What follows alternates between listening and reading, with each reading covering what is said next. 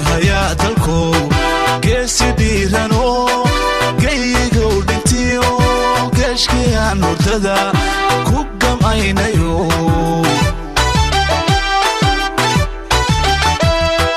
gaarhaya dalku geesi dhiirano gaygow dhintiyo geeshkiyaan hurdada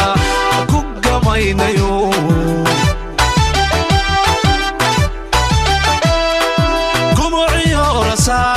سمعيو كتان قمعيو رساس سمعيو كتان قسيقان كلابني قددو ديقو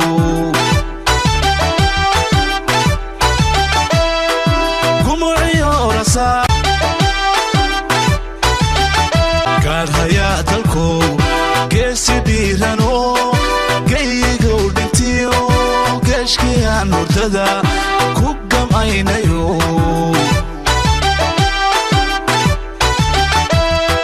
gaarhaya dalku geesi dhiirano gaygow dhintiyo geeshkiyaan hurdada ku gamaynayo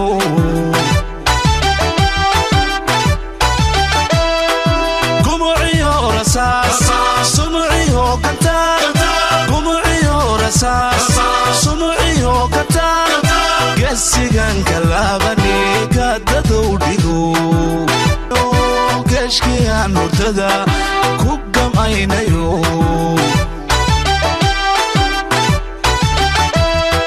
gaarhaya dalku geesi dhiirano gaygow dhintiyo geeshkiyaan hurdada ku gamaynayo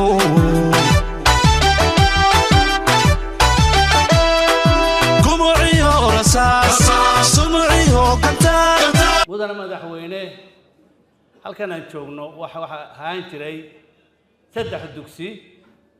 dugsiga saraakiisha ee Cabdullaahi Askar dugsiga saraakiil xigeenka ee Haragwaafi iyo dugsiga tababarka ee jadiidka waxa maanta sharaf noo ah oo dhaxal noo harayana ah dugsigan hadda maanta shaqo qaran وهذا أنا قال إنه قلت لك إن شاء الله تعالى. حوالي وحن آلي هذا هم بليانا يا institution كينا إذا ما ذكر فيشه. وinstitution ير فرقترس كا. institution building إنه كل شيء لسمي وحلايا همبلي يا بالله. السلام عليكم ورحمة الله وبركاته. سلام كدي ضمان ملاحظة مرتشرفتا هي قوتها شغال قران السلام عليكم ورحمة الله وبركاته مرة واحدة سلام كدي وحنسو بودودي نبا انت ان ترير يرير كبدا نجا حسنا يغان ريتشي مركو سلام كوريرا سنه سي مسوكو عبد القادر جدي marka waxa tusay wali aan u dikan ay عبد القادر اسكور واجر لو واجر garoonka markuu baash qabto marka waa ka talnaa inaga dhaxeeya aad ayaan hambalyeynaya cid kasta oo ka soo qayb gashay inuu hirgalo barnaamijkeeda oo maskax iyo muud iyo shaqo ku qabsaday aad baan ugu mahadnaqayaa waa shaqo qaran cid walba way taabatay qofna keligii ma qaban qarankoodna baa isu tegey waxaana tusaale u tahay sidii raggii horreeyey ma sheegay qaranku markuu gacmahaas qabsado inaanu ka maarmi karno hay-ad ina wareegto waxbaana siinaya tiraahdo